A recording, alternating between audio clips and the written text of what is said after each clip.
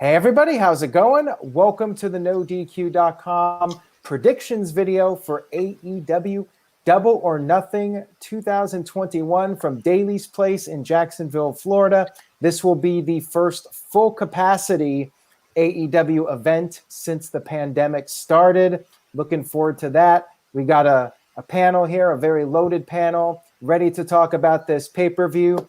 First up, we haven't had her on too much lately. We got Cindy G with us. Cindy, how's it going? And how are you feeling about this show on a scale from 1 to 10? Well, it's good to have once again, y'all, and I'm very excited for this pay-per-view. I'm actually going to be giving it like a 8.5 to a 9 of a level of. I know there's some of the matches have been very questionable regarding with the whole booking situation, but other than that, I'm very looking forward to the majority of the matches, especially how they're going to turn out. Especially they're officially coming back. How exciting is this? Okay, we might be having some technical difficulties here. I'm not sure if that came through or not. Let me know if there was a problem. Cindy, your connection was not coming through. Hopefully that can be fixed up here in a minute. Jeff, how's it going? Going okay. Sorry, I was trying to see if I could hear Cindy on the broadcast side compared to, because I could barely hear her through here, and there she went. Okay, so that probably says a lot. So I've been saying it all week. I said it with you guys on the review last week, Aaron. This show actually has me wanting to throw down like my actual buying the show for real. I'm not trying to pirate it, which tells you everything. Easily in the 8 or 9 as far as out of 10. I really want to see this show, and the fact that we have a full card to preview on a Wednesday is awesome, because it's very unlikely that they'll throw anything at us last minute like WWE does. So it's cool to have a full show to predict. I love that. Yeah, we actually do have one more show coming up, one more Dynamite, a special Friday night edition of Dynamite, but it's unlikely we'll see any major changes to the card. At least I don't think so. Let's throw it over to the simple man, Noah Foster. Noah, how you doing? How are you feeling about this pay-per-view? Hey, great to see you, Jeff and Aaron. It's good to be back, and hello to all the NoDQ Galaxy. I am pumped for this show. The first time we have a pay-per-view, full capacity with wrestling fans. We have an entire card ahead of even their go home, and the quality and variety here is definitely top to bottom must see. Really looking forward to this show. It's definitely a 9 out of 10. If there's one circumstance I would change, I prefer these pay-per-views on Saturday nights versus Sunday nights, but I digress. Sports and other things have to go forward, scheduling conflicts aside, and I can't wait to see this, and I look forward to discussing this with you all on NoDQ Galaxy. Stay tuned for the forum to go live as soon as this is over. Predictions subject to change. All right, let's try to get Cindy back on here and see if her connection is any better. We were on before we started going live, and everybody sounded fine. I'm not sure what happened once we turned on the live button, but let's try to get Cindy back on. It's always my fault. It wasn't your fault. But anyways, let's get Cindy on here. All right, Cindy, how's it going, Cindy? Sorry about that. I have to use my phone this time. So can you guys hear me perfect? No, that's much better. All right, hold on, everybody. Hold on 1 second. Let's hear from Cindy, because if everyone's talking over her, I can't tell if her signal's okay. All right, Cindy, how's it going? Okay. I'm good. I apologize for the technical difficulty because we're having maintenance around in my house at the moment. So I'm actually live in my backyard, y'all. So first of all, good to be back once again. Level of excitement of AEW Double or Nothing pay-per-view, 8.5 to a 9. Questionable booking as always, but I'm actually pretty looking forward to it. But I'm having like a little bit of a reserve because of what happened on the AEW Revolution pay-per-view, especially the main event and the blood and guts match, of course. So I still have a little bit of doubts, but overall, I'm looking forward to it. All right, you sound great, Cindy, and we're happy to have you here with us. Noah, we have a super chat from DJW. He sent in a $2 super chat. He says, "Where are the sunglasses, Noah? They're a good look." Well, if that's what you want. Look at it. He's a man of the people. He gives them what they want, Aaron. Absolutely. Noah is always ready for whatever the situation calls for. Actually, I'm glad he brought up the sunglasses. I need to turn my resolution down so you're not having a blue on my lenses again here. All right, let's go ahead and get to this card. As Jeff mentioned, we actually have a full card, which is very nice to have a complete card for this pay-per-view, including the buy-in. We will talk about the buy-in first, and then we'll get to the main card matches. Pretty big buy-in match, too. This isn't just some random thrown-together match. They actually have a little bit of history, and we got a championship on the line in this match. We have the NWA Women's Champion, Serena Deeb, defending against Riho, of course, former AEW Women's Champion. Jeff, I'm going to throw it over to you first on this one, since you're a big supporter of the NWA. Yes, sir. What are your thoughts on this match? And do you see maybe there being a title change? Do you think it could happen on the buy-in? No, and that's exactly why it's not going to happen. That and the fact that we really have a resolution. If you watch NWA Power last night, there wasn't really a clear finish on Thunder Rosa versus Camille. So one of those two is going to be the one to take the title off of Serena. And I still maintain it's going to be Camille. I really think that Camille is going to be the future of the NWA Women's Division. And Serena's been hurt, and she's had the injury to deal with. And Riho, for all that she got the initial major push when AEW started, she's very much been an afterthought. And even, granted, she went back, she was off TV for a long time. I'm not going to deny that or whatever, but I don't see a title change on a buy-in, especially a non-AEW championship. So it'll be a solid match. These two are two of the best women's wrestlers in the world right now, but I think they're going to let Serena be strong. That way, when our Shadows Fall happens next weekend, we have a solid champion versus a solid challenger, or a pair of challengers. Well said, Jeff. I think you made some valid points there. Cindy, what are your thoughts? I'm going to be actually agreeing with Jeff. I don't see the NWA Women's Champion being switched off, especially the fact that in NWA Power, they're actually focusing more is the whole Thunder Rosa Camille storyline. And what's interesting is that Thunder Rosa also made the appearance on AEW Dynamite as well as AEW Dark and Dark Elevation as well. So for that, it could be like either way of what's going on once the NWA pay-per-view, when the Shadow Falls happen. But for now, for this particular buy-in, I do see Serena Deeb retaining the title. And this is going to be her second match since she came back from her injury as well. All right. And the Simple Man, Noah Foster, any other thoughts you have on it? She looks in phenomenal shape. Great defense successfully against Red Velvet, who was very game in that match. And I sense this is going to be a great classic once again as we revisit what happened back during the Women's Eliminator Tournament back in February. Very good match for AEW Dynamite being revisited on the buy-in, and good exposure for the NWA ahead of their pay-per-view, When Our Shadows Fall, who I believe that Serena Deeb is going to defend the title against. I feel is more so going to be Camille after she did not lose her number one contendership against Thunder Rosa in what I thought was match of the season, Jeff, but we'll talk about that later. Being said, I definitely have Serena Deeb retain. She's been a phenomenally strong champion, successfully defending this title, taking it off Thunder Rosa in the first place, and beating, like we said, Red Velvet, but also Ty Conji, legit Layla Hirsch, and Allison Kay. She is a phenomenal champion. We are going to get a great match ahead of this show actually starting. But regardless, Deeb is out to get that win back, and she's going to do it here, retaining. Great points from everybody, and I am agreeing with everyone. I'm agreeing that we will see the champion retain in this match. We do have a $3 super chat from Johnny Boy. He says, answer after we're done. Thoughts on the John Cena controversy? I would think we'll address that tomorrow, no? Stay tuned for the NoDQ review. Yeah, I'm pretty sure that Virtue will want to discuss that. So, Johnny Boy, we'll make sure one way or another, even if Virtue doesn't want to talk about it, we'll talk about it on the NoDQ review. But thank you. Definitely something I want to bring up for sure. So thank you for asking, Johnny. Thank you. Absolutely. Aaron, speaking of promotion, I did send you the updated Jeff Meacham Network graphic to put up here at the show today. Kind of too late now because we're already rolling. What? I will do it my damn self then. Fine. I will circumvent your stuff. All right. I got you. No worries. Oh boy. Battle of the I got you. Networks. So I got you. No worries. That's okay. I'll figure it out. I always do.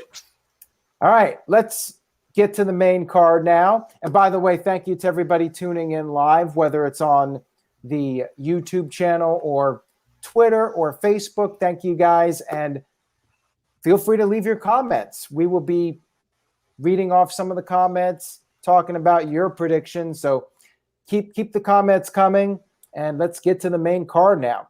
Let's start off with a big one. Let's start off with the AEW World Championship match. The first triple threat match for the AEW World Championship on pay-per-view. Might be the first triple threat match for the title ever. Is that correct, Noah? That is correct. Yeah. It's not often that we see a triple threat match in AEW. So here we go. It's something different by AEW standards. We got the world champ Kenny Omega defending against Orange Cassidy and Pac. I'm really looking forward to this one just to hear the crowd reactions with the full capacity audience, how they're going to react to Orange Cassidy. That's going to be a lot of fun. If you remember Revolution with Pac and Orange Cassidy, that match was so much fun. And now you got Omega into the mix. It's going to be a really fun match. But with that being said, I do not see a title change. I think we will see Kenny Omega retain his championship. Cindy, let's start with you on this one. Any thoughts of maybe a possible upset? Do you think that it could happen? You know, it's that triple threat scenario where Omega could lose the title without taking the fall. What do you think is going to happen? That is going to be a hard no on that, because the fact that this triple threat match has been thrown together, I just feel that it's like something that they're trying to look for who Kenny can face. Now, when it comes to Pac and Orange Cassidy, I know that Pac, along with the rest of the member of the Death Triangle, are having a feud with Orange Cassidy and the rest of the member of Best Friends. So I feel that it's just going to be a little bit more focused on is Pac and Orange Cassidy than Kenny Omega. But then again, there's more of a concrete storyline between Orange and Kenny, but less than Pac as well. So this is going to be a very interesting match of how it's going to turn out. But at the same time, I'm very excited for this triple threat match. I do see some interference going on for all these three parties, like the Good Brothers and the Young Bucks, Best Friends, and the Death Triangle. But then for that, it's going to be like either one of them. But for my pick, I'm going to be seeing Kenny Omega to retain the title. And thus, he has more of like focus on like each of the other two titles that he's facing. Like one, the Impact World Heavyweight title, he's facing against Moose at the Impact Plus Special against All Odds. And he's actually going to be defending his AAA Mega Championship against Andrade at Triple Mania. Yeah. Thank you for that, Cindy. Now, I'm seeing a couple of comments in the chat room. Yes. One comment here about Moose possibly interfering and costing Omega the title. That would be really interesting. I mean, that would get me hyped up in the Impact versus AEW storyline. That's for sure. Like that would be something significant. There has been reports that like Moose has like squashed the rumor that he signed another few years with Impact Wrestling, which is not true. He did not renew his contract. So his contract was about to be up eventually with Impact. And thank you, Mr. Tito. I do appreciate it though. Follow him and check out his article. Some of them pretty on point though. There you go. All right. Noah Foster, what do you think about that scenario? Would you like that? Do you think there's any possibility of that happening, or do you think they're just going to play it straight here? And Curtis Butler, he said, I don't need outside interference, too messy. Your thoughts, Noah Foster?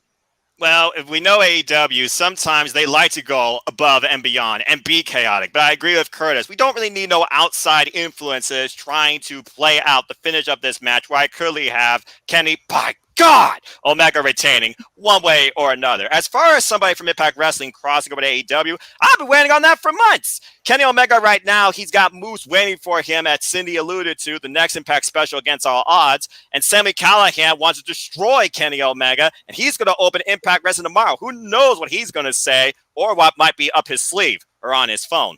That being said, this triple threat intrigues me on multiple levels because first off, Pac, he owns a single victory over both these men, both the champion and the other challenger in previous singles encounters. But right now, Orange Cassidy, he's being the guy built up right now as the guy not to take seriously. Why are you even here? You don't deserve to be here. You will never be the world champion, blah, blah, blah. But everybody loves you because everybody can dress like you, be like you. Case in point. That being said, Omega right now, belt collector, he's busy all over the place in specials and defending titles. There's no way I see him dropping the title. But again, it's that triple threat scenario. What do? You build somebody up or you protect somebody. Honestly, here, this is going to play out more, I feel like, between Orange Cassidy and Kenny Omega. That's the bigger story here, but inevitably, I see Omega coming out of this without any interference and Impact influence. But I'm pretty sure he still will have Moose on his mind come the conclusion of this. He's got money on his mind and his mind on his money. That too. Jeff Meacham, your thoughts on this match? Definitely reading the chat room. Definitely interesting comments we're having come in about who or what may show up on Sunday. I think the likelihood of a yes chant breaking down Daly's places, as Aaron would say, highly unlikely considering the scenario. However, he's not under 90-day restraint like a lot of the other people that were released. So that's right. Brian actually, I think, is a free agent. I think I was going to say, I'm pretty sure Brian can walk onto set tomorrow and be like, "Hi, look who's here." So don't rule it out. Don't rule it out. Kenny's going to retain. There's no question in my mind about that. Kenny is what everybody is saying he is. He is the most visible, the most prolific non-WWE wrestler on the planet right now. He is the belt collector. He is everything that Don Callis has said he's been for the last few months. People are gonna crap on Kenny. I'm not gonna be that guy. I refuse to be that guy. I don't remember if Aaron was there with me, but I was there when he won his first world title at PWG when he won Bowl of 2009. So I've watched Kenny for years and years, and I have always been impressed with him. As far as taking the fall, you almost have to have it be Pac, only because, or Pac, sorry, I'm trying to speak in, old terms. They called it Pac at PWG. Leave me alone, whatever. Because they want to, for some strange reason, keep Orange Cassidy strong. So, and Don has been picking on Cassidy more than Pac because Don knows if he picks on Pac, he's going to get his freaking head kicked off. And I do agree with Cleaver that Andrade will be the new mega champion, which is why Kenny's not going to lose here because he can't lose in two straight events like that. It's just not going to happen.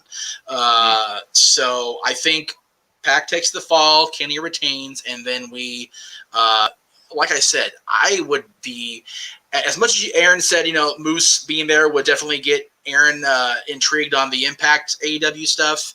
Bryan Danielson showing up in AEW would definitely pop my attention on any level. So I'd be okay with that. I'd be afraid for Aaron's livelihood because the damn site will probably crash. But I still have to see it. So Kenny retains for sure. All right, so I think we all went with Kenny. There we go. We're agreeing on everything up to this point.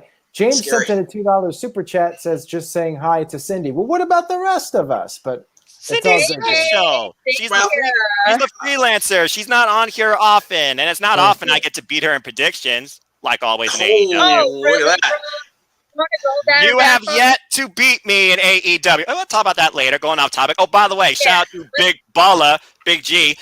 He sent me his predictions as well, and he also agrees with us on both so far, Omega and Deeb. All right. On that note, we will move on to our next match of the evening. I think if Cindy wasn't as cute, she wouldn't have got the $2. I think I would have got it because James loves me for sure. So. Very true. What can I say?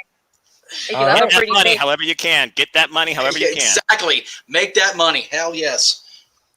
All right. We got Hangman Adam Page versus Brian Cage. I'm sure there'll be a lot of rage in this match.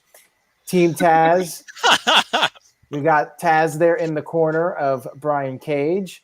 And they had a match several weeks back. We had what they were calling an upset victory from Brian Cage. Now, Noah Foster, was it really an upset victory? And do you think they're going to do 50-50 here? Or do you think Brian Cage will somehow pull it off again? What are your thoughts on this match? It's weird to call it an upset unless you look at the fact they keep always talking about wins and losses matter. And Hangman Adam Page was the number 1 ranked wrestler in AEW, and then he lost and got dropped down to number 4. That being said, though, Brian Cage, he won after a pre-match assault by Team Taz. That has to be taken in consideration. It would not surprise me if they did go with 50-50 booking, as the bigger picture here is building the Hangman for who I believe is going to be ultimately one day facing Omega sooner than later. Not to mention the fact the Dark Order now is starting to feud with Team Taz. So there's a bigger story going on here. But as far as Cowboy versus the Machine, who better? I got to go with the Cowboy here in this case, picking up the win. I think it's going to be 50-50. But it should be a very competitive match without pre-match assault this time. Well, it looks like Dr. NXT Scorpio is disagreeing with you. He thinks Brian Cage is going to win the match, but I am going to disagree with him and agree with you, Noah. I think we will see Page pick up the victory here, and I feel like he's going to be the guy that eventually beats Omega for the title. That's been my gut feeling for a while now, that Page is going to be that homegrown star that they're going to try to build up as the guy to represent the company. So right now, as far as like who is going to beat Omega, I think it's going to be Hangman Adam Page, maybe in Chicago at All Out, and I think it's going to be Chicago. That's not confirmed yet, but my gut feeling is it's going to be in Chicago, and that will be the crowning moment in full circle for Page, because he lost that first title match, and he'll come back full circle, and this time he'll be victorious and become the new champion. Jeff Meacham, your thoughts on this? Do you see any chance of Cage winning this? And when you figure that Page was, I believe he was part of the original All Out, was he not? All In? Was he was part of the original outing with these guys, right? Before he was part of both, and the original All Out was where we crowned the inaugural AEW World Champion, Le Champion, Chris Jericho. What I mean is he was part of All In when the Bucks and Cody did their thing in okay, so that's what I thought. So I definitely see him winning. I love the question in the chat room. Why isn't Taz putting the FTW up, the title up on the line against Cage here? There is nobody that represents FTW, I think, more than Hangman Adam Page. So hell, let's have him be the FTW champion just for shits and giggles. Like that'd be a hell of a gimmick for him. I would love that. Taz wants to raise the title up. There you go. Well, if Taz was worth his salt like he claims he's been all these years, then if you want to see somebody stop the path of rage of Taz, why not have Cage defend the title against Page? Just saying. There you go, Jeff. You're on to it. You got this. I am on the ball today, Rift. I came off a great cherry show. I'm moving here. Here we go. We're all in a good mood. Yeah, I whether or not the title's on the line, I say Hangman Page wins. Like you guys said, he is going to be the guy that dethrones Kenny Omega. He is that person, no doubt in my mind. If it's in Chicago, great, because like you said, everybody, full circle is a beautiful thing. I would agree with Dr. NXT Scorpio's statement there, unless they put the title up this Sunday. So, if I'm looking at the territory here and on Tony Khan, I say do it. So we're still all in agreement so far with these matches. I think we got to change that. I think we gotta. I'm sure we'll have differences later, my friend. Oh, trust me, I know we will. By the way, Big G also agrees so far with us. Paige, Cindy, are you the odd one out?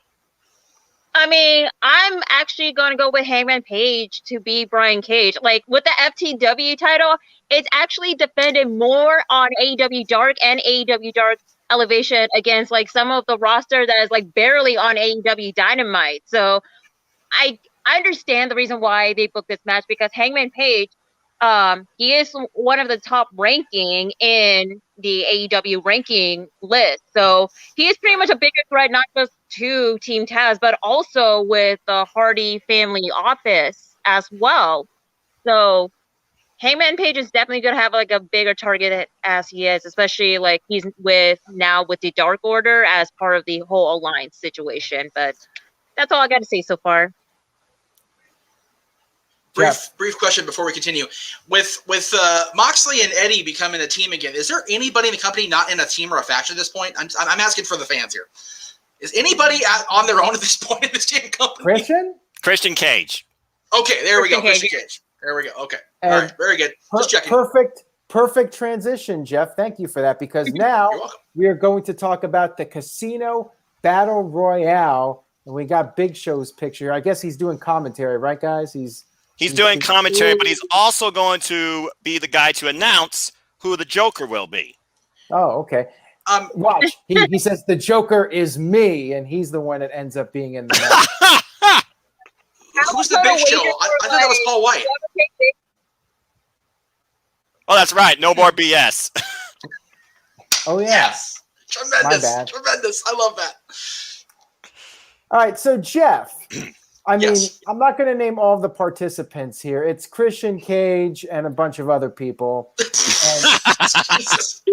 Ouch to the rest of the roster. With all due respect to all those guys, I'm sure 10's in there, and 7 and 5 and Aaron borrowing Triple H's golden shovel today. Got it. Okay, that's good to know. Lordy. All right, Jeff.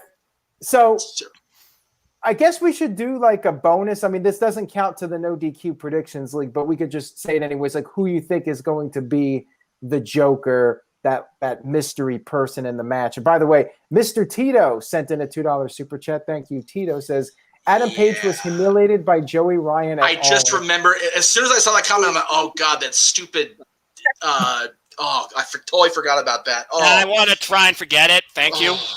God almighty. It's so funny how quickly things evolved, deteriorate, whatever we're going to call it, for everybody involved in that whole thing. Mm-hmm. Wow. Okay, so Casino Royale. I do actually think that Paul White's going to be the Joker, just for the hell of it. I see it happening just because it'd be so off the wall that it could be feasible by booking there.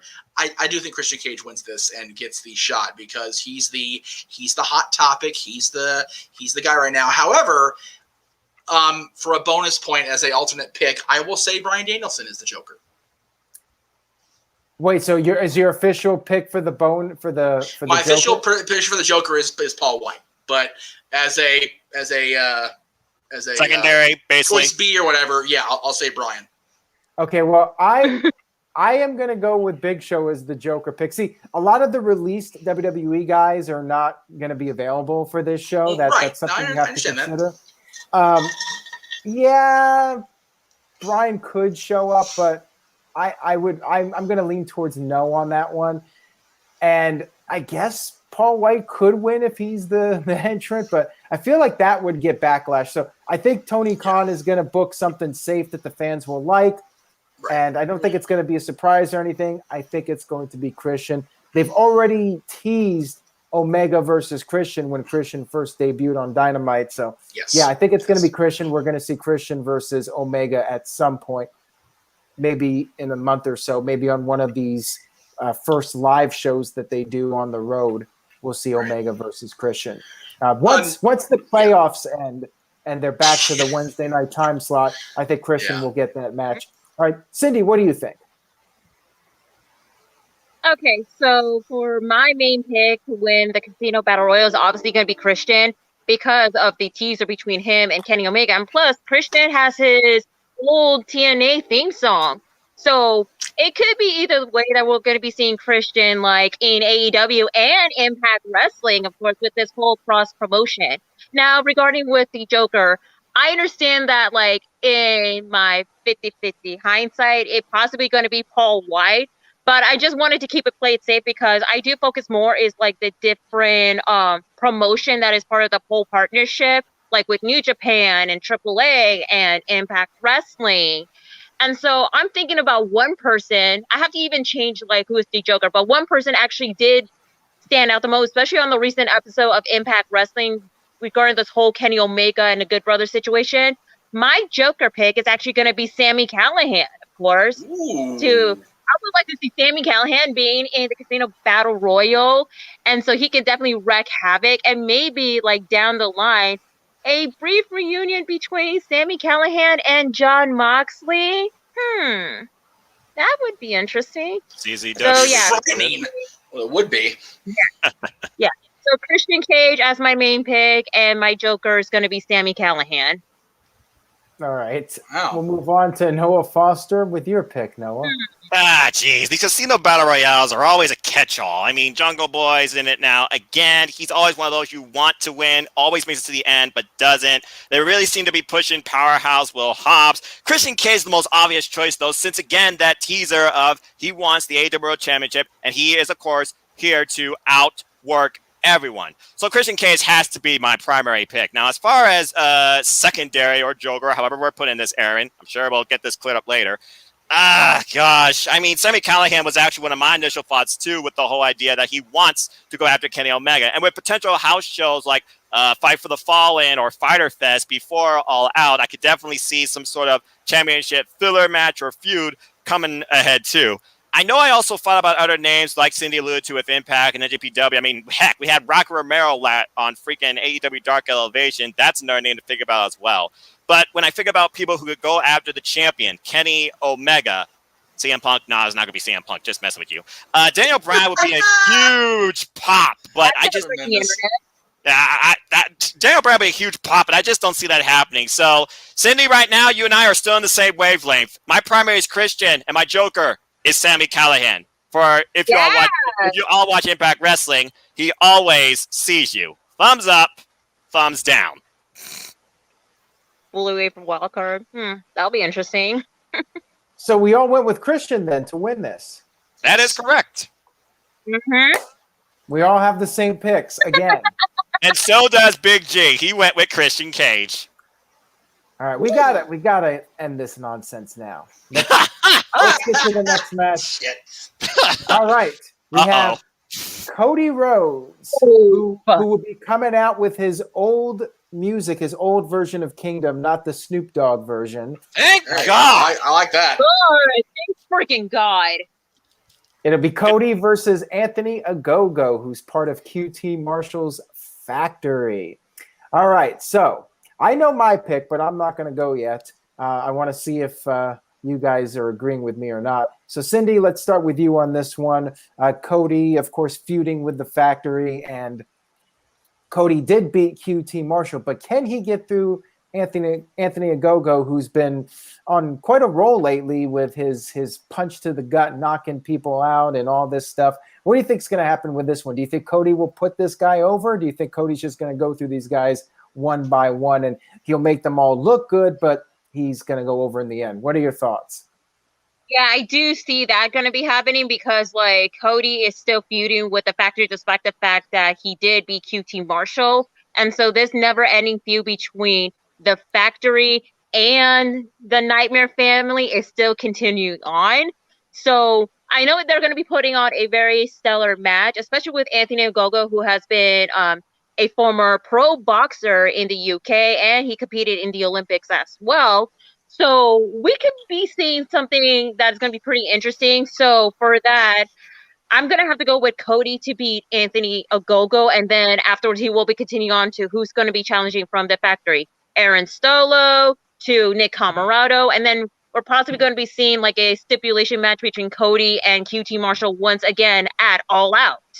So that's my main pick. I am going with Cody as well. I think Cody will pick up the win here. He'll keep going through these guys, and Ogogo will put up a great fight. But in the end, Cody will win. Now, the question is, we got 2 down, 2 to go here. One of these guys has to be going against us. Which one should I pick first? Let's go with Jeff. Jeff, are you going to disagree with us? Yep. Oh! Here we go. Picking Anthony. I got a feeling. I don't know why. I got a feeling they're going to throw that wrench in the works and have Anthony take Cody down. Definite shenanigans involved. No question about it. But I feel like there's something brewing in the air with the family and Cody's side of things. Just something's going to go down that we're not going to expect to happen. And for some reason, there's this disgusting little part of me inside that says Dustin's going to be the determining factor one way or the other in this whole outcome with Anthony winning. All right, Jeff just went against the grain. Against the grain, brother. Yeah. He broke the nice little streak we all had here of agreeing on. You've been encouraging us to do it for the last 35 minutes. Now that I do it, you give me shit for it. Make up your mind. Huh? Noah, are you going to agree with Jeff now? It's open season now to go against the grain. Well, the things you got to consider is this. The Casino Battle Royale, you have members of both the Nightmare Factory and the Factory involved, including Dustin Rhodes. That being said, Anthony Ogogo, he is currently untested. He's only had combined less than 3 minutes of total in-ring action in AEW, period. And yes, he's a former boxer and a bronze medalist, former Olympian. Congrats to him. But the governor, besides AEW, he's only had one other wrestling match in his career back in London, and it was a tag affair. To think, this whole thing about a battle of families, kind of with that promo, became a battle now of nationality and national pride, especially with the fact that Cody's coming into this as the American dream, not the American nightmare. But with that being said, all the hype right now, if you want to make something out of yourself in AEW, the guy you have to go through, it is Cody. And right now, I feel like Cody's going to push Anthony right now further than what people will think. So as far as the governor being disagreeable to our country, yet he likes being with his wife and eating cheesecake and fighting, that's about the most American thing I've ever heard. I got to go with cheesecake. Yeah, that's right. Hell yeah, cheesecake for the win, my favorite dessert. That's right, damn it, absolutely, dude. No, you need to talk about more about dessert NWA wrestling, man. We gotta get on the phone more. Jesus. I agree, man. Come on, let's get it on. But sorry, folks. With that being said, I gotta go with Cody. Cody has to win this year. Sorry, Jeff, because I feel like eventually we're gonna get a battle of the brothers versus the Factory in some way. The only one in Cody's corner is going to be Arn Anderson because Lee Johnson and Dustin are involved in the Casino Battle Royale. Ogogo might have the Factory in his corner, but it's not the first time the Factory has been ejected. And I feel like Anthony's going to immediately try and go for that knockout blow of the ribs, but it's not going to be what stops the match. Just because Dustin's in the Battle Royale doesn't mean he's going to be at ringside. True, but again, I don't know the match order, but my official pick is Cody. All right, Jeff, we're going to give you a chance here to change your mind. Is that your final answer? I stand on my convictions, and I also stand with the fact that here's what we're going to do. Next Sunday, Noah's going to be part of my watch-along of NWA When Our Shadows Fall. It's going to be a cheesecake party. We're going to order cheesecake and just have that shit all throughout the whole 3 hours. That's what we're going to do. Hey, I like that idea. we're going to have NWA pay-per-view, cheesecake marathon, and then a diabetes doctor visit the next day. For sure, without question. There you go. You know what? I'm young. I can live through it, I think. Oh, well, by the way, I'm going to die, so there you go. I got to go. So, it's all good. Anyway. Big G, by the way, also picked Cody. Jeff, you're the odd one out. I stand alone. I see how it is. Right. You walk alone. Well, no, because I actually don't have near as much money as that guy. And, his movie's actually doing well at the box office, despite the terrible promotion by WWE with that horrible match. Anyway, carry on. All right. And Jeff said Cody wins. ND Dustin is the wild card. Oh, what does that say? ND or no? I think he meant to say and he just forgot the A. He says Cody wins and Dustin is the wild card. And wait, is that like a different way to say and? I have no idea. No, unless those are the new slang those young kids are saying these days. I'm not hip to the current lingo either, Sid. I don't know what the hell they're talking about. Yeah. I will say this. Jeff earlier said that I'm going to be the one that wins the Battle Royal. If somebody wants to fly me to Daly's place, I'll go. I'll win the Battle Royal. Sure. Why not? Preston would probably lock you in a full Nelson, Jeff, with all due respect. I don't want that to happen. Yeah, me neither. We love you too much, Jeff. We don't want your well-being to be compromised. I appreciate the love, Aaron. Yeah, there you go. Good old JM. All right. DJW sent in a $5 super chat. Thank you, DJW. Says, whoever has the most correct predictions buys cheesecake for the winner. There we go. Get my cheesecake ready. That's right. There you go. Whoever does well tonight has to be the cheesecake supplier for NWA show next week. I like that. He meant gets cheesecake from the loser. Right. Whatever works. Mm-hmm. Yeah, whatever works. Cindy, I'll be sure to send you my order. Sounds good. I'll take it right after little boy. Mm-hmm. All right, let's keep going. All right. Yeah, go on. We're getting bogged down in the minutia here.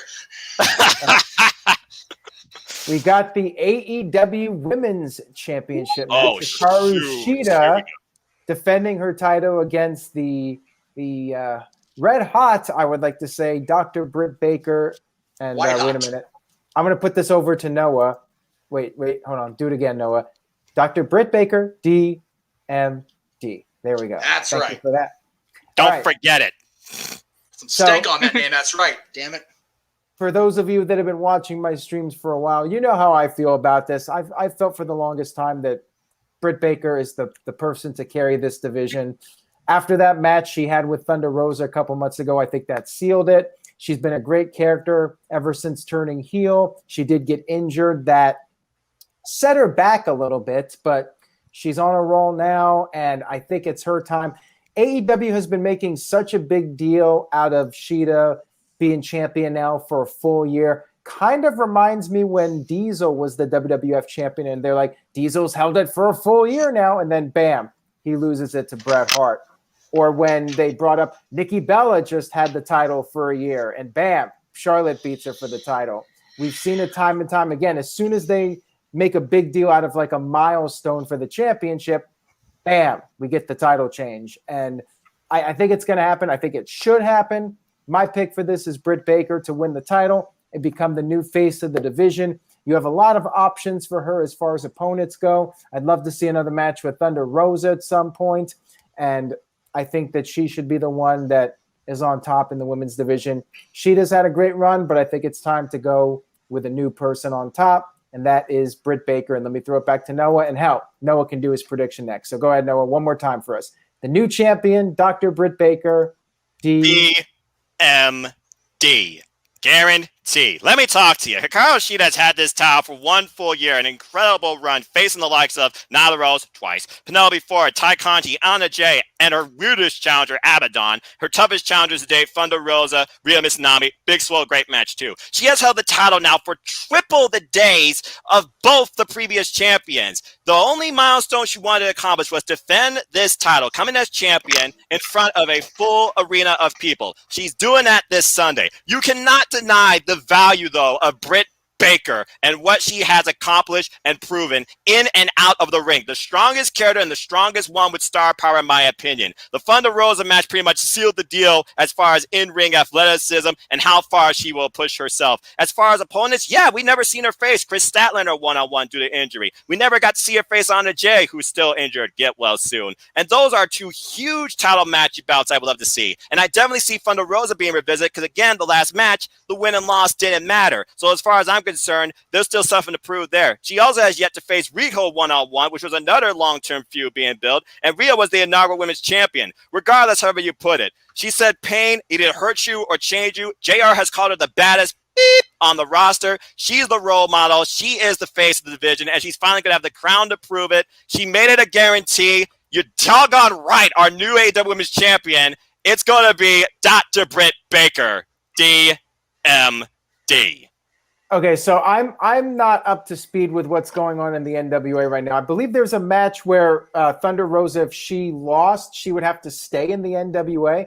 That was last night. She didn't lose. You're good. It was a 20-minute draw, and again, Jeff, I still claim by it. Best match of the entire season. Okay. Well, by the way, now the season's over. It's definitely easy to say that for sure. Yeah, definitely. By the way, I'm not understanding why they did that. Like, what kind of match is where you're going to stay with the company? Like, I don't even. It was more of Camille's.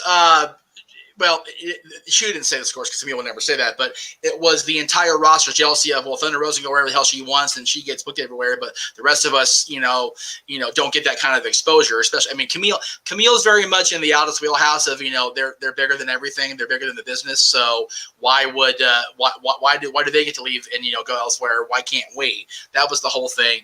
It seemed ill-conceived. I'll grant you that, Rift. And the fact is, it's a 20-minute draw, so it really didn't amount to anything other than a tremendous matchup.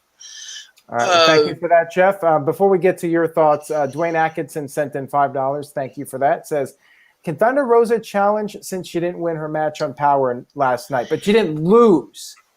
No, the thing is, if Camille was the number 1 contender going in, they did market it as a number 1 contenders match for Serena. So the fact that neither one came out as a victor, it was a draw, leads me to believe that A, Camille's still going to challenge at When Our Shadows Fall. B, Thunder Rosa is still going to be groomed as, well, I beat Dr. Britt Baker already, and if she's the champion, she's only champion because she hasn't faced me in a championship match yet. That's how I would book it if I'm Tony Khan playing with my action figures here. That's what I would do. So, since I'm already talking anyway, I will say that Britt becomes champion. Aaron, you mentioned it earlier. You had Diesel, who was a very unlikely long-term champion. He went a whole year, like you said, and then the greatness of Bret Hart showed up and said, nah, not so fast. Same with Nikki Bella. Nobody expected Nikki Bella to be champion for 301 days. I still say this. The only reason she was champion for that long is because they wanted her to get past AJ Lee's reign and bury that reign in the history books forever. And then, of course, the greatness of Charlotte Flair said, not so fast. Same thing here. Shida has been a tremendous champion. Noah sang her praises for the better part of a few minutes there, and I will completely co-sign on everything he said. But Dr. Britt Baker has been the most consistent character on TV since she flipped that switch. And I said this however long ago it was. The fact that Britt legitimately got Tony Schiavone over in 2021, dude, give her my money now for getting Tony over. Because damn it, if you get Schiavone over in 2020, you're a goddess. Thank you for that. Again, Britt is the new champion. There cannot be any other outcome for my money at all. Okay, Cindy, any other thoughts on this match? Okay, so everybody has to say their piece about everything that I was about to say, but long story short, Hikaru Shida has been the longest reigning AEW Women's Champion in all of man and womankind. Of course, she had an incredible run.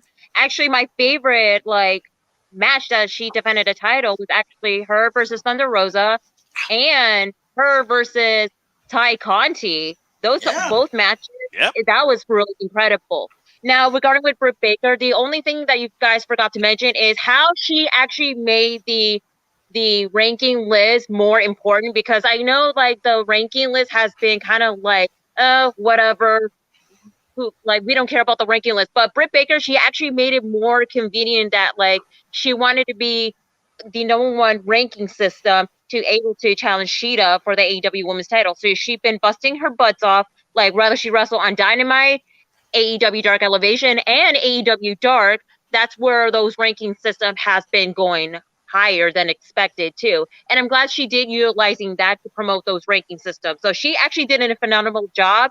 And for that, my pick is actually going to be Britt Baker to become the new AEW Women's Champion. This is going to be a lot of huge possibility for whoever's going to be the opponent for Britt Baker. And I know I've been very, very vocal about the women's division. I feel that this is going to be a full reset for the women's division as well. All right. Thank you for that, Cindy. Let me say this. We've had a lot of crossover as far as the AEW and Impact men's division. How about a little Deonna Purrazzo and Britt Baker action? Let me throw it out there for everybody. Yes, I've been waiting for the Virtuosa demands new competition. Man.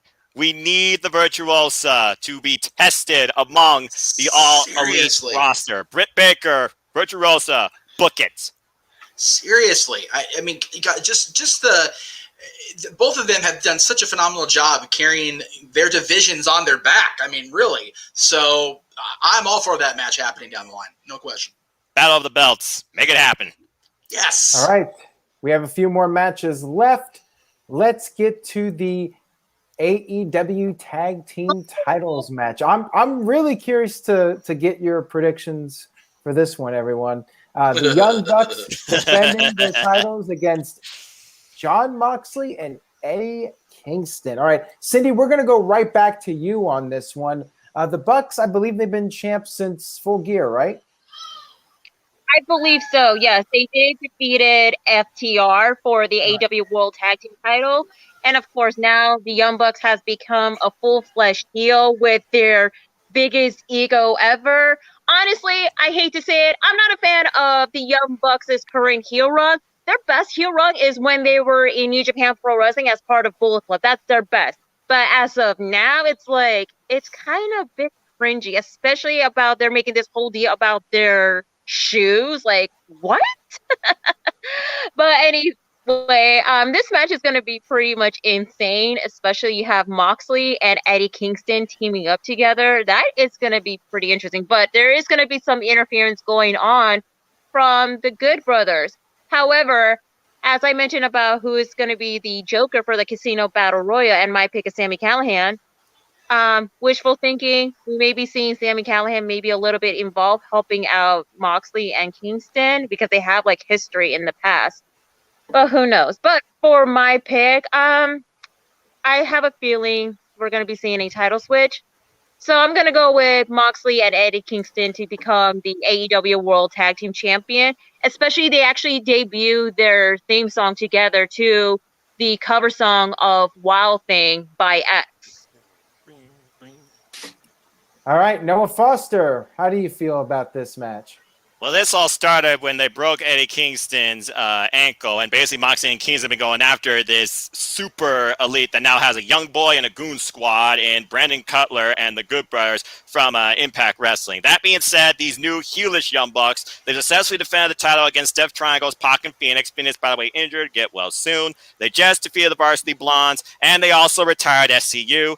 Doggone you. And Kazarian is out on an all-or-nothing vendetta to get revenge against that too. I would not rule Kazarian being involved here as well. But with that being said, they already took their Jordans, whatever, because I'm not a shoe guy, and honestly, they deserved it. I'm going with new champs here. I think John Moxley and Eddie Kingston are going to get the job done. The Young Bucks have had a good run for this heeless time, but it's time to see what Moxley and Kingston can do in this tag team division. New champs. I'm with both of you on this one too. Moxley just lost at the Revolution pay-per-view, and him and Kingston are a newly formed tag team. I think Kingston would really gain from this win, like him and Moxley as the champions. I think that elevates Kingston big time. Bucks don't need to be champs anymore.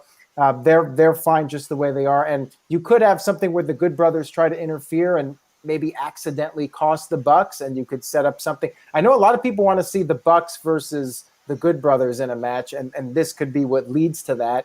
I'm going with new champs as well to give Moxley a new title and get Kingston elevated. Jeff, are you going to go against the grain like you did in that other match? Other than that, we've agreed on everything. You know, up until you guys started talking here a few minutes ago, I was all about picking the Bucks to retain. Wow. Y'all talked me out of it. You really did. Every one of you talked me out of it. I especially, Aaron, what you said about Kingston. I've not been the most vocal Eddie Kingston supporter. He and I worked in the past together. It wasn't a positive experience, and I've kind of been like whatever with it.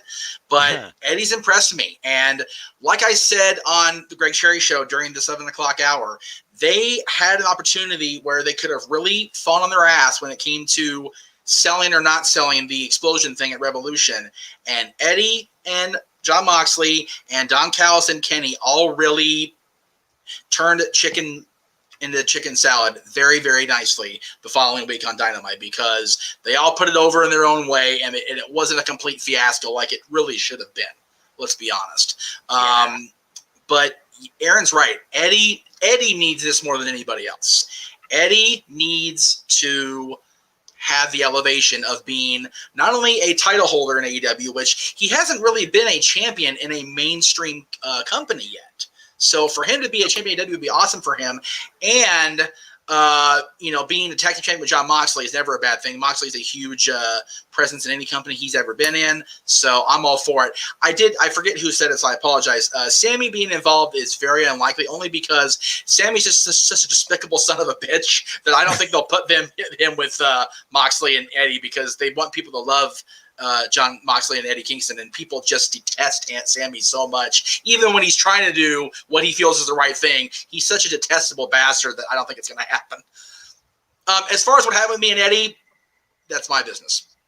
Oh, I was like getting all excited that you were going to spill some dirt here. Aaron, this is not 2005 where I'm going to go out there and, make a big, controversial splash. I'm trying to be a good little boy here, and I got a little one down the hall that I got to set a positive example for. Yes, 13, little one, 13 and bigger than my ass now. So, what am I saying? Freaking hoss of a kid. It makes me sick how tall he is. Let's just say that both of us back then were not the mature, decent people we are now. Fair enough. Yeah. Aaron knows better than anybody how much of an asshole I was when I was working with him back in the day and when I was working the indies. So I'm not that guy anymore. So I'm just not. So Yeah, that's fair. Seniority. By the way, Big G, he also agrees with us on both Moxley and Eddie Kingston and Dr. Britt Baker, D.M.D. It's so funny. I'm surprised that we're actually picking Moxley and Eddie because, like I said, I was convinced. I was going with the Bucks coming into this taping. I'm really surprised it actually turned out this way. Yeah, you look at the entire tag team division. This is the right move to do a complete reset, especially with how all the tag teams, both face and heel, can't stand what the Bucks have become. Right. And, them, Eddie and John being champions also opens up, like you said, if the Good Brothers have a spaz and cost the Bucks, it opens up possibilities of the Bucks, crossing over to shut up, Greg. Over to Impact to be up in Luke and Carl's business over there. So there's more possibilities, that open up with the Bucks losing. So there you go. Yep. All right, and we got 2 matches left here. We're almost done. We got the TNT Championship, which, by the way, Cody, in an interview with comicbook.com, said that he thinks that they're going to be keeping the TNT title name even when Dynamite moves over to TBS, for those of you wondering what was going to happen with that. Miedo, the new champion, versus Lance Archer. Should be a fun big man match, but I don't see the champ losing this quickly, so I think this is one of the more predictable matches. Miedo retains. Jeff, I'm going to go right back to you. Your thoughts on this one? If Miedo had not just become champion, I would say this has been Archer's destiny since the moment the title was created, right? Yeah. I mean, we've all been talking about Archer. Archer's that guy that's been around for so long. You don't realize how long. Aaron will remember this because we were talking about him back in the day. He was NWA Tag Team Champions with our buddy Cash back in 2004. That's how long Archer's been around, like for real. So the fact that he hasn't been a major singles champion in the United States is a freaking crime. But Miedo's not losing Sunday. It ain't going to happen. Maybe at All Out, we'll have a rematch and it'll be in Archer's favor. This soon, Miedo's going to retain. I agree with Aaron, 100%.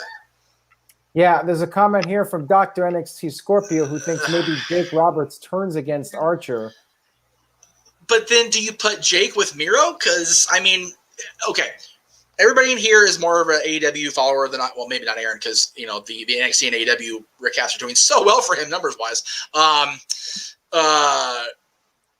Is Miedo not a weak enough vocalist where he needs Jake? Or is that just my projection being incorrect there?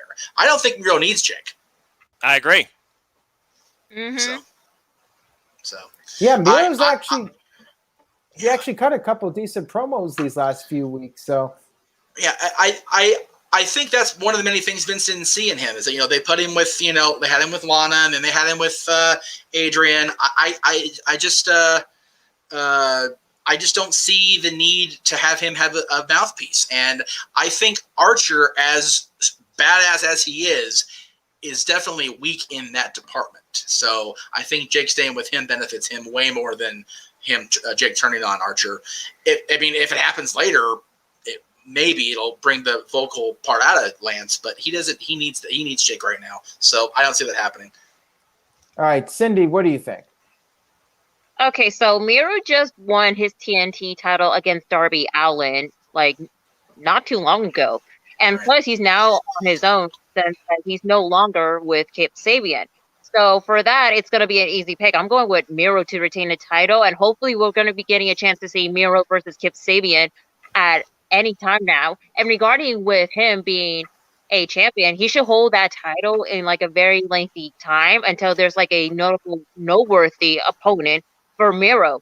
I mean, it would be pretty interesting that Miedo can hold the title until when AEW moves to TBS next year, and we're possibly going to be seeing someone will be facing Miedo when the debut on TBS will happen. So that's probably going to most likely be happening. So, and regarding with Lance Archer, I mean, I felt that Lance Archer should be on his own. He doesn't need Jake the Snake Roberts at all. I mean, he is perfectly doing fine as it is, especially when it comes to cutting promos. But that's all I got to say so far. But yeah. All right. Thank you for that, Cindy. And we'll throw it over to the simple man, Noah Foster. Noah, we've all been agreeing. I think it's a foregone conclusion that you're going with Miedo to retain, highly likely in all likelihood, but I'm not going to put words in your mouth. Noah, what do you think? Even though you just did. I mean, literally. I mean, this title, what do you call it? Workhorse, TV, some other form. I love what the TNT title represents and what each champion represents. And the championship itself has been through longevity with its title holders. Cody, the inaugural, rest in peace. And, of course, Darby Allin, who went through 9 successful defenses, by the way, only to lose on number 10. People using the 9 lives by a cat metaphor. Nearly had it basically for 200 days. That being said, if you want me to put this in video game terms, this is like they said on their promo. Godzilla vs. King Kong, battle of 2 workhorses, 2 big, powerful men that are going to go basically like a game in Rampage. The question here is whose health bar is going to be depleted first? It's going to be Lance Archer. Miedo is retaining. All right, thank you for that, simple man. TGS, we have not talked about Stadium Stampede. That is going to be our final closing prediction. Before we get to that, we got Segue was beautiful once again. I love it. There you go. By the way, Big G also picks Miedo. We are all in agreement. Yeah, Scary stuff, kids. We're actually not talking about the Stadium Stampede just yet. We got one other match to get to first. Oh yeah, I forgot about that. Yeah. Here we go. Tag team action. Sting and Darby Allin against Scorpio Sky and Ethan Page. This will be Sting's first proper match. The match he had at Revolution was cinematic. This will be his first actual match in the ring in front of a live crowd since 2005 when he was injured during that match against Seth Rollins. 2015. Watch. What did I say? 2005. Hey, Matt, you have watched Mania? Hi, how's it going? How you doing? You screwed up. You screwed up. That's probably the last time Sting should have wrestled, but damn! I'm kidding. That just happened on the air. He was world champion a year and a half later, but okay, sure, Aaron. He had some good matches with Kurt Angle and whatnot. His match with Jarrett at Bound for Glory is way undervalued for me. I love that match. Agree. And hey, it was for the 10 pounds of gold, so you know I'm going to love it. All right, so Noah, I'm going to throw it right back to you on this one. Sting is Sting. Do you think there's any chance he loses in this match? I mean, this isn't WWE. You know, Sting's not going to be losing a bunch of matches. What do you think about this one? I feel like right now, this match made in heaven for fans, Sting and Darby Allin kind of have to win this here with the consideration, again, this is Sting's first real in-ring action in 6 years. Scorpio Sky and Ethan Page have already said their piece and basically told what they want to say. Ethan wants to completely destroy Darby, and Scorpio Sky is ready to put Sting down, thinking his time has passed. I'm no longer like a little stinger that idolizes you. I'm a grown man. Well, you were really grown when you were tapping out to the Scorpion Deathlock this past Dynamite. That being said, they also have friends in the Dark Order. Everything is going Darby Allin and Sting's way. They have to win this, in my opinion. I am going with them. I agree with TJS in the chat. It's going to be hot tag Sting. Darby will be in the match most of the time. Sting will tag in. Scorpion Death drops for everyone. Scorpion Splash or Stinger Splash, and then he's going to put away with the Scorpion Death Lock. Either one, Ethan Page, Scorpio Sky. They'll get the rub being in there with Sting, but I suspect Sting will win and Darby Allin. Cindy, what are your thoughts on this one? Well, I'm looking forward to this match, especially the fact how Ethan Page and Scorpio Sky has been forming as a tag team. And especially they're actually going to be having their match against Sting and Darby Allin. Yes, Darby Allin will be doing most of the work, but I think that Sting will be getting like the hot tag of it, and especially when there's going to be a full crowd altogether. But for my pick, I'm actually going to be seeing some upset. We may be seeing a bit of an interference, but it's going to be an unlikely, especially the fact that they just formed a tag team. So I'm going with Scorpio Sky and Ethan Page to win. And if they win, that's going to go higher. That girl, see, she's got some guts. I love that. You know what? Here's the thing. Now, to quote your infamous quote, Jeff, now see, here's the thing. Yeah. If Moxley and Eddie Kingston won the AEW World Tag Team Championship, their first title defense should be Ethan Page and Scorpio Sky. I mean, why not? I mean, the Girl, AEW get tag out of my head. I swear to God, that's exactly what I was going to say. Page and Sky win. They face the champions next pay-per-view. Boom. Dude, Aaron knows how long we've been watching Scorpio Sky. I think Aaron was there for sure, but we were there when Sky lost the mask back in the real 2005, not the one I was talking about a few minutes ago, the actual 2005, when he and Quicksilver lost to He Who Shall Not Be Booked Anymore, and his partners got lost back in the day. But they won the titles that night in PWG, but they left without their masks and a bloody head on Scorpio Sky. Scorpio's been on that slow rise ever since. He worked out here for years and years, was a big star for the NWA promotion out here, has been a huge talent for AEW. This is his time. And the fact that they broke SCU up because of the loss to the Bucks, and the fact that Sky broke away from them before that, this is Sky's time. And Page is just another one of those guys where it's like, he cannot be denied. The dude is just talented for freaking days. They're going to win here. There will be shenanigans, but they're going to win. Telling you. Thank you so much, Cindy, for doing the hot take before I did, because I love co-signing. That's tremendous. Thank you. Jeff. No problem. And that's the tea, even though I'm drinking sparkling water. Coke cereal, but we'll do it anyway. There you go. Now, Jeff, you really think Darby Allin is going to lose another big high-profile match after losing to Miedo? Yep, I do. I mean, a flash roll-up definitely is a possibility. By the way, Big G said Sting and Darby Allin. And the fact you guys are already trying to book the next AEW Tag Team Championship match in advance, you guys got some smart booking ideas. I'll say this. Aaron just asked me if I think Darby's going to lose. No, I say Sting takes the fall, just to throw everybody out for a curve. Wow, that would be interesting. But well, that would be surprising, too. I mean, after all, Scorpio Sky, he's called him out saying your time has passed, and it would be poetic justice if Sky locked in the heel hook on Sting. I would love if Sky got the fall on Sting. That would just make my freaking SoCal fan day. You kidding me? Oh, my God. Oh, my God. Come on, Noah. Come on. Do it. Peer pressure. Do it. All right, I don't usually do this, but it's a rarity that I see either of you. I'm with them. I changed. Even Page and Scorpio Sky for the win. I am the influencer. So is Cindy. I love that. Beautiful. Oh my God. You convinced me. You convinced me. You guys can quote me on this. Sting ain't losing to Harold. Oh! Damn! Mayor Jacob shames you for that.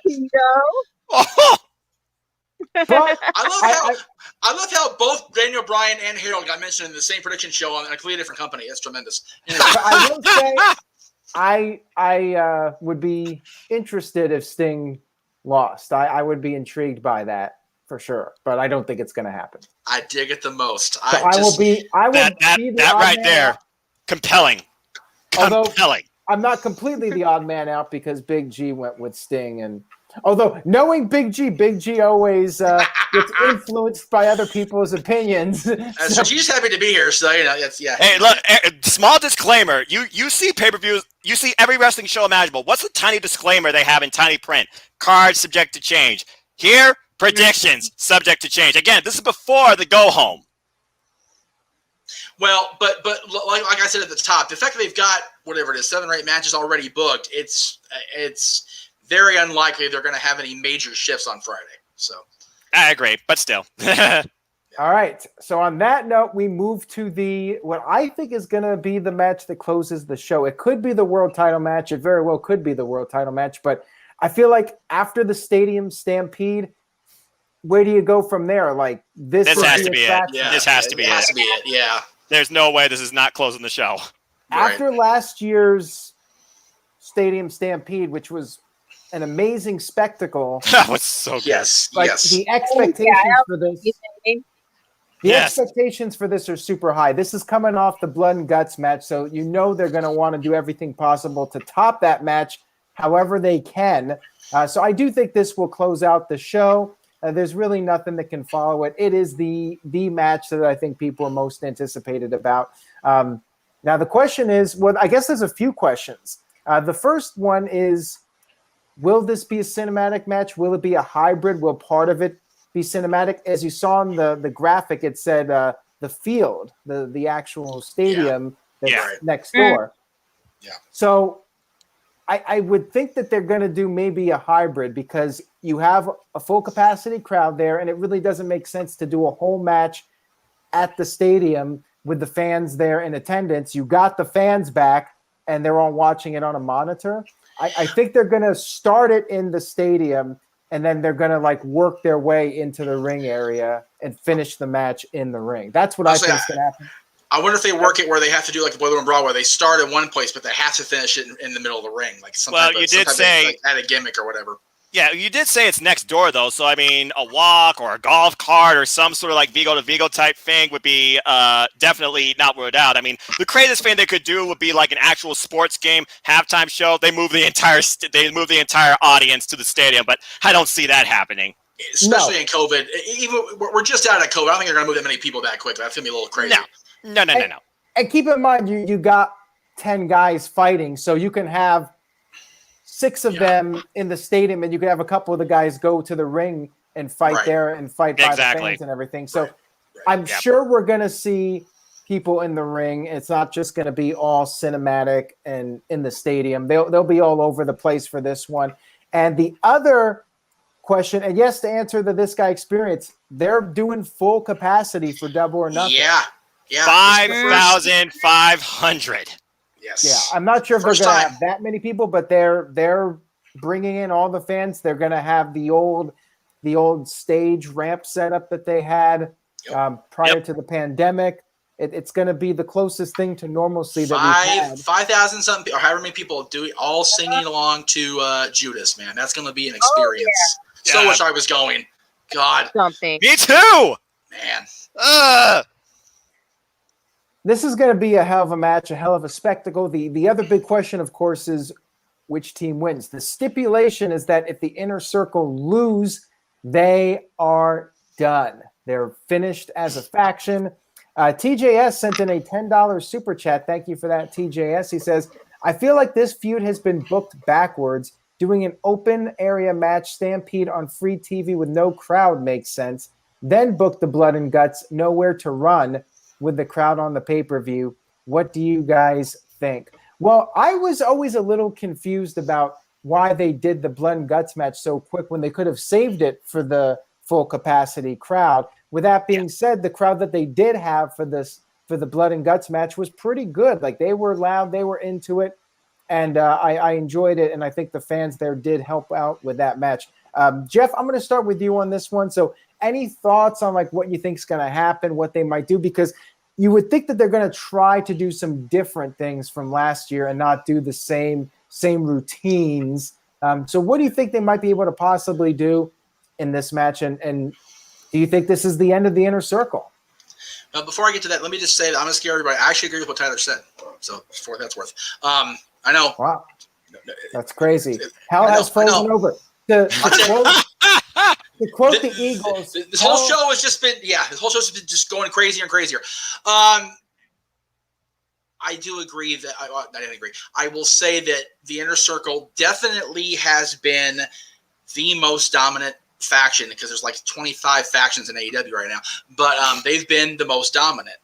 But I feel there's much more that Pinnacle can do as a unit than if they continue the Inner Circle. So I do think they lose here, the Inner Circle. It's going to be a barn burner. It's going to be a different feel from what we had last time. But yeah, I really feel that the finish of Blood and Guts could have been a much better way to end the Inner Circle, where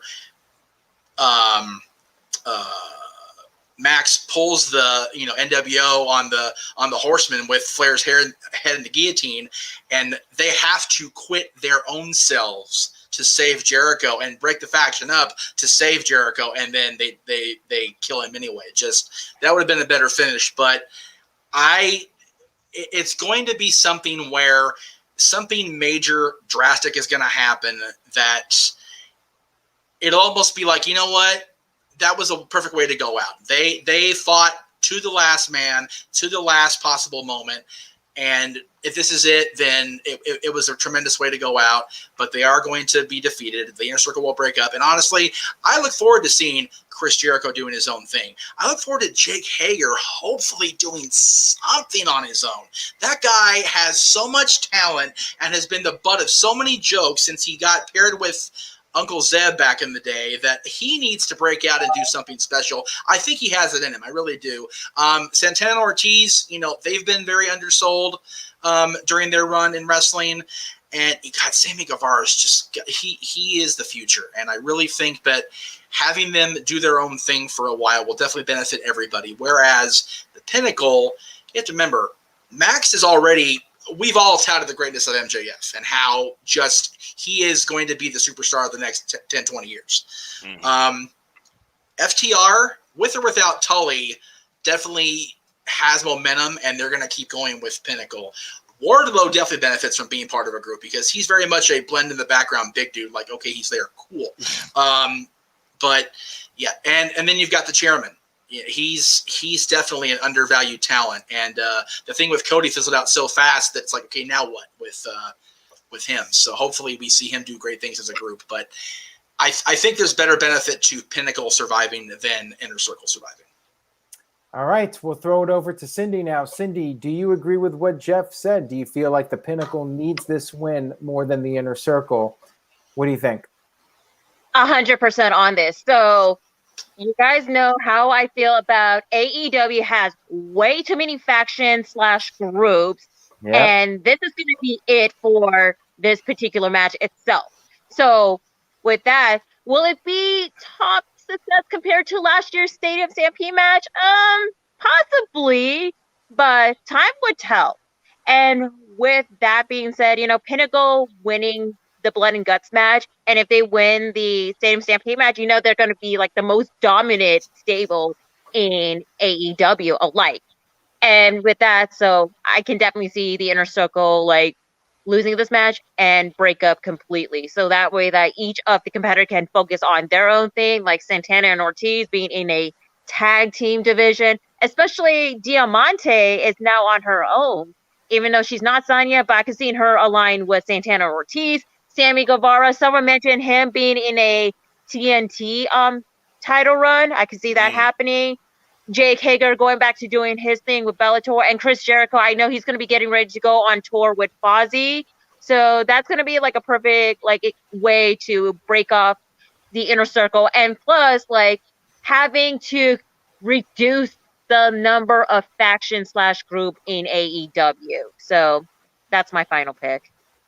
All right, and now we'll throw it over to the simple man, Noah Foster.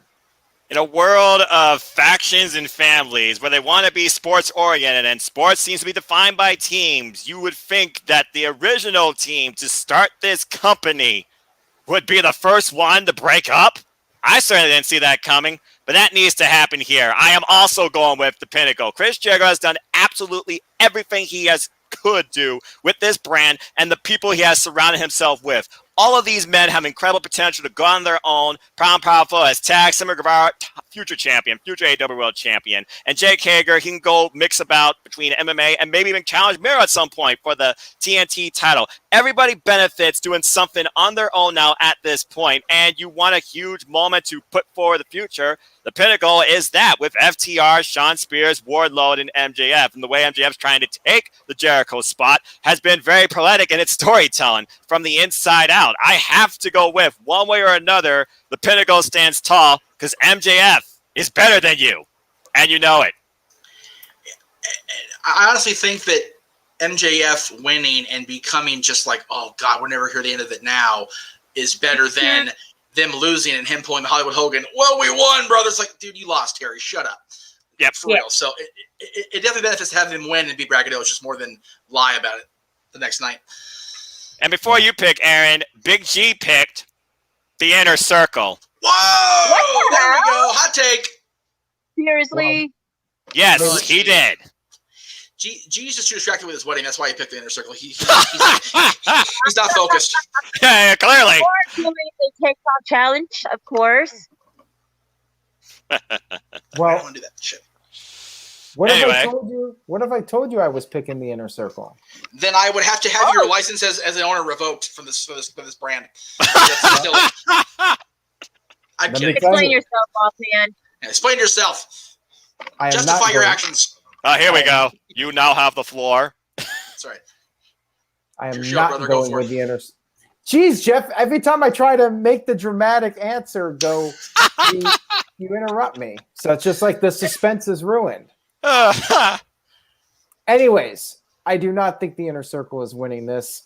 They've been a great faction. They've been around now for almost 2 years. It's time to let it go.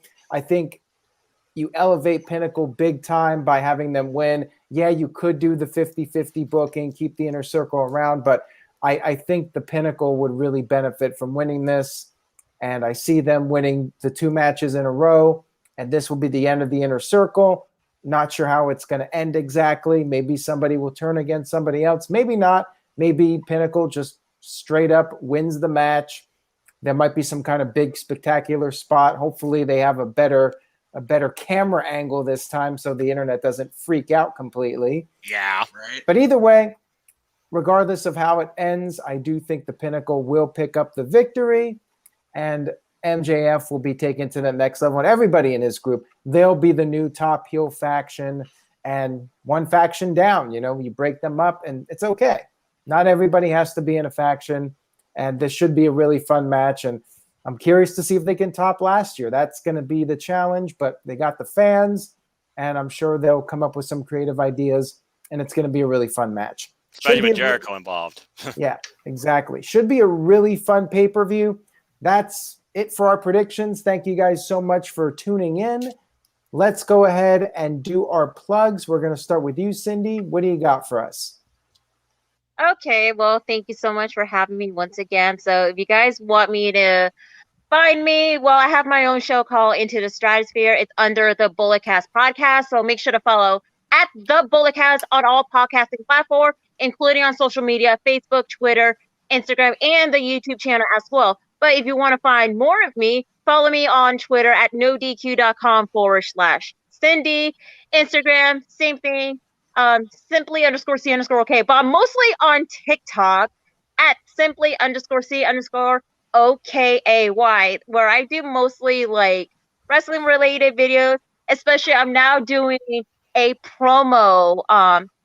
Part of a promo league called the NGTTWF, and I just win my first ever promo battle, but I'm still a promo artist in trainee. However, there is a speculation between me and Noah. So, if Noah Foster lose this prediction league, he's going to have to sign up for TikTok, his TikTok account. I'm on TikTok. Big G is on TikTok. Actually helped Big G getting more followers from his 300 followers all the way to 1,000 followers in a matter of less than 24 hours, of course. And so, Noah, let me say this to you. I know that AEW prediction is not my strongest point, and I always lose, and you won. This year is going to change, bud. So you better get ready, because I'm putting all the ammo alike. Whoa, And that's I can off. is good luck to you, pal. You're definitely going to need it. And that's the tea. Wow, mic drop. Noah. Now, Woo. wait a minute. You guys pretty much picked the same thing. Did you guys have any different picks for this? I don't think I did this show, no. So kind of, Yeah. The Darby Allin and Sting versus Scorpio Sky and Ethan that's Page. right. That's right. Okay, so there was one. Yeah, that's Yeah, serious just one. business.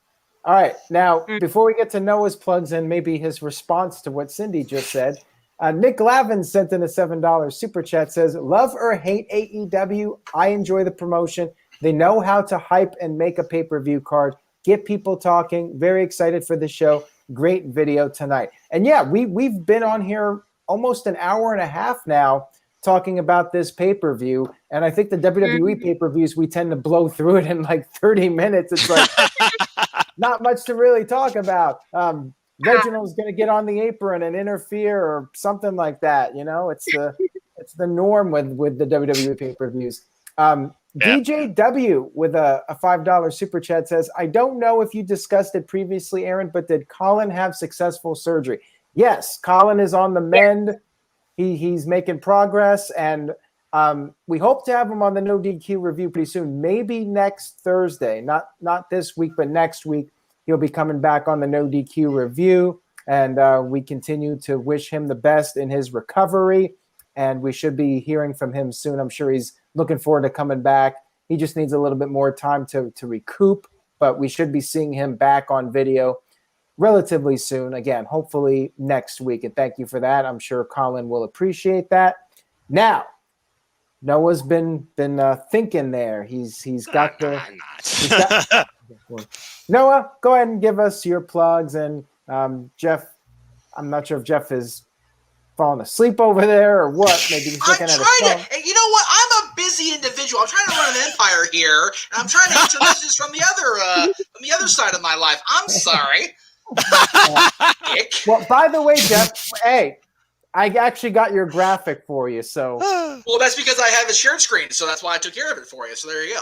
If you share something stupid, I'm gonna be mad. Just so you know, if you're snowing me, I'm gonna be really mad at you. So you know. I really got your graphic. I took the time while we were doing this to get it. Well, then I take back my dick comment for now. Okay. Keyword for now. All right, Noah. Let's throw it over to you now. First off, I am so excited for this pay-per-view. And yeah, Cindy, you're right. We differ on one match alone. I'll talk more about that in a moment. But people, you know who you are. Your opinions matter. The NoDQ Guys in Prediction League forum is live on my Twitter as of right now. So if you want to follow me, know this. I'm just a simple man and a lifelong fan of wrestling. So follow me on Twitter, NoDQ.com/Noah, or at the screen says, @NFoster1916. Follow me on Instagram for positive reprieve in your day at nfoster1916. Follow my YouTube channel as well. Look up nfoster1916 or youtube.com/C/NoFoster10 for all things wrestling. And shout out to ATW family on Twitter. We'll be back with an ATW view with our own insight and predictions and preview of Double or Nothing this weekend too. And again, folks, join the NoDQ Guys Predictions League. Have some fun. Challenge your friends. You won't be disappointed, I feel like, too. As always, I like to close. There are no winners. There are no losers. There are no bears. There are just fans with their own opinions for this passion we all share. So at the end of the day, support one another, respect each other, and just enjoy life and enjoy wrestling. Simple as that. And as for you, Indie Queen, you think that you can beat me for the first time ever in NoDQ? I'll say this. You are a wonderful, positive individual. You got great insight. You really do. But you always fall one short or two. So if you think you're going to beat La Simple Man here at Double or Nothing, where you have yet to dethrone me in AEW, where you think I will join you in this TikTok community, think again. Drink your tea, head into the stratosphere, and know you will once again fall short. And you will owe me something when the show is through. Simple as that. But good luck to you. The NGTTWF crew will be proud of your promo, Noah. Good luck to you, bud. You're definitely going to need it. And I just wanted to say RIP headphone users, but I think we're okay. I think we'll survive that, or we have survived what? it. Oh, Jeff has gone deaf. What? Be faithful. Nobody super chatted me doing the New Day intro. Scared me on camera. There's still a couple minutes left here. Somebody might okay. Well, I mean, hey, people, ignore me. Aaron, close us out. Close us out. Well, we still got Jeff's closure, so that's like another 5 minutes here. So you know what? Right. So. Again, with me, it's very much like Noah, very simple. JeffBeachumNetwork.com takes you everywhere you need to go. The big thing coming up for me, there it is. There you go. This weekend, it's third graphic down there. There you go. Full watch along, Double or Nothing. We're going to start the pre-show at 7:30 Eastern, 4:30 Pacific. It'll be on all platforms, hopefully Instagram. We'll see if I get that to work. It's always hit and miss with that, but definitely on Facebook, Twitter, and of course YouTube. And then at 8 o'clock, we're YouTube exclusive. Everything else you see there is coming up. A lot of watch alongs, as you can see. And we've talked with Noah. He and I are going to do the watch along of NWA When Our Shadows Fall Together, because we had a good time doing the last NWA. Oh, actually, no, we did Revolution together, right, Noah? We did Back for the Attack at NWA. Yeah, That's you and I formed our first right. ever It was a commentary. double day. That's right. It was a double day. I forgot about that. Yeah. Yep. So we'll be doing that together. And like I said, if you guys want us to do a cheesecake celebration, I am not opposed to that whatsoever. Oh, I agree with that 100%. Come on now. Yeah. So yeah, definitely watch-alongs on the next 4 Sundays, which is crazy. So Yeah. I'll be busy, and a lot of Disney stuff there in between over on JJ's channel that I'll be glad to be a part of and replay here on my channel. So I'm very excited for the next month or so. So tune in and stay tuned. All right, now we have an interesting super chat here. I'm not God, here we sure. go. Cindy, you don't have to answer this if you don't want to. You could just say thanks for the $5. Says DJW says Radical Romeo has a crush on you, Cindy. He sent you multiple heart eyes. He wants to know the magic question: single or nah? Well, as you guys already know about what happened with my personal life, I am single, yes, but I'm not interested in anybody as of right now. I'm just focusing on is me, myself, and I, of course. Stand Good. strong. Stand on your own. Yes, and you guys, I guess we could admire the effort to shoot the shot or be the wingman or whatever they're trying to do in the chat room, but let's stick to wrestling and not get too crazy here. Yeah, let's focus on wrestling, people. I mean, just because Aaron got that name for Talk Wrestling based on the show Talk Sex, we're not going to talk about that stuff on this channel, What? guys. Move along. Well, wait a minute, what are you saying? Oh! Tell me I'm wrong. You told me that yourself 14 years ago. That's where you got the idea initially. Don't lie. Wait. Don't lie to people. Wait, Don't be Talk lying to Sex- people. After dark. Talk sex with Sue Johansson? Sure, I never saw the show. I went off your suggestion. I have no idea. What I is have no- happening here? Ladies and gentlemen, welcome to NoDQ After Dark. Good grief almighty. Hey, somebody's freaking starting in California and still sun out. It's starting to get dark here, right here in Toledo, Ohio. That's right. Yeah. No, yeah. It's. I can't even say anything after what just happened. You have me speechless. Close the show while you can. Jeff Jesus. just broke everything, including himself. That's right. I broke everything, including my own vocal cord. Yeah, that's it. That's it. There you go. That's it. Good night, everybody. That's it. All right, now we do have a $2 super chat from Psycho Jet Black. Says Cindy G versus Big G on a pole match. Oh, God. There's way too many comments I can lead to that we just need to stop the show now because, yeah, just We've gone into a dark territory. very, very dark place here. Oh, my gosh. Loser can no longer use the letter G. We can make that What? a prediction. Oh, there Sesame you Street go. Deathmatch Part 2? Cindy or Big? Jeez. Yeah, for people that Probably say, the rank the WWE theme song list, like who votes who has the better. Oh, my gosh. like Lord. people say WWE now was bad, but I mean, it's not like to the point where you have WCW 2000 where it was Booker T versus Big T with the letter T on the line, and then Booker was just Booker. But you know what? To be fair, PWT got a great shirt out of that because over on Bischoff's site, they actually have a Sesame Street Deathmatch shirt based on that. Just tremendous. I love that. That's so funny. So I love it. And, right. yeah, the match was stupid, but the gimmick is funnier than hell. All right, so just to rehash real quick, so Cindy, the whole TikTok thing. So if you win, Noah has to make a TikTok account. Yes, he has to sign up for TikTok Okay, so and I put hate content. TikTok. You do so much. TikTok is like the worst social media site in the entire world, in my opinion. Like I have no interest in it. No desire to ever sign up for that site. But I'm going to say this. If Daniel Bryan shows up at Double or Nothing, oh no, I will make a TikTok page. Oh no! Are you crazy? You're completely insane. No, I'm serious. 100%. If Daniel Bryan, or just to make it clear, so I'm not trying to fuck with everybody. Whoa! Brian Danielson. Demonetize. Brian Danielson. If he shows up, either one, Daniel Bryan, Brian Danielson, whatever. American Dragon. Shows up, American Dragon, whatever you want to call him. If he shows up at Double or Nothing, I will start a TikTok account. and it will be Lord the absolute help us. worst thing you've ever seen, but I will do it. No. Okay. Well, No, it's not the best. I'll tell you what. Since Aaron did that, I will do this. Oh, here we go. I will definitely Okay. not co-sign with Aaron like I did at WrestleMania 5 years ago because I'm not losing. I'm not getting a TikTok account. That's not happening. So I'm not getting involved this time. Nope. Nope. A wise man. And Cindy, don't forget, if you lose to me, you owe me something. Whoa. Okay. But we'll talk about that later. I'm not going to spoil everything. Check. Jeff, you want to read off this super chat? Rico hater. Yeah. No, I actually like Ricochet. I hate the fact that everybody on this damn channel hates Ricochet as far as the chat. It's just Psycho Jet Black, really. I know. Well, that's very true. But everybody seems to co-sign whenever he chats on him, so it's terrible. Poor Ricochet. I want Ricochet so bad to be the U.S. champion, just to have everybody go, wow, and have their brain short circuit.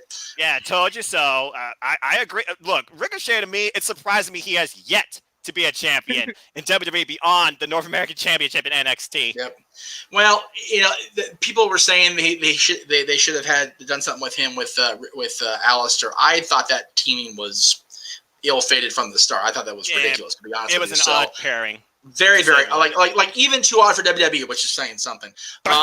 So if he becomes a singles champion, I would be very, very happy, even if it is US or IC, because both those titles tend to be workhorse related, and they tend to be better for the everybody else's that aren't in the world title picture. So I'd be happy if he won US championship from Sheamus. So. All right. Yeah. And to tie this in with AEW, we'll just say maybe Ricochet ends up in AEW one day if things don't work out with WWE. I'd be okay with that too, because he actually can do great things with a lot of people on this roster for sure. So. Oh, absolutely. All right. So on that note, thank you guys again for tuning in. Thank you to the panel for being on tonight and going above and beyond. I know that this went quite a bit of time, but it was fun. It was a pleasure to have everybody on. Take care, everybody. Enjoy the rest of your week. Like Noah says, enjoy wrestling, enjoy tea, enjoy podcasting about Back to the Future and Disneyland. Whatever you do, enjoy it. Live life to the fullest. Take care, everybody. But stay off TikTok, you people. You sad people. Please stop. Just don't. Yeah, TikTok. Worst thing in this generation. Brian, if you're watching, please don't show up Sunday. Please don't. Seriously. Yeah, stay home with Birdie. Stay home with Bree. Save Aaron Rift and save his sanity. Save us all. Save us, like Jericho once said he would. That's right. All right, guys. That's all we got. Take care. Enjoy Bound for Glory, or not Bound for Glory. Wow. Botch! And on that botch, good night, everybody. That's all, folks. I need to get out of here. My brain don't work anymore. Brain don't work. Well, then, if your brain don't work, you're definitely ready for TikTok, my friend. There you go. Okay. Oh, boy. Oh, We're Lord. out. Have a great night, everyone. Take care. The logo's up. We're done. Good night, everybody. You lose, Cindy. Oh, my God. No, you're going down, Noah. Have a good night, folks. No, I'm not. Oh.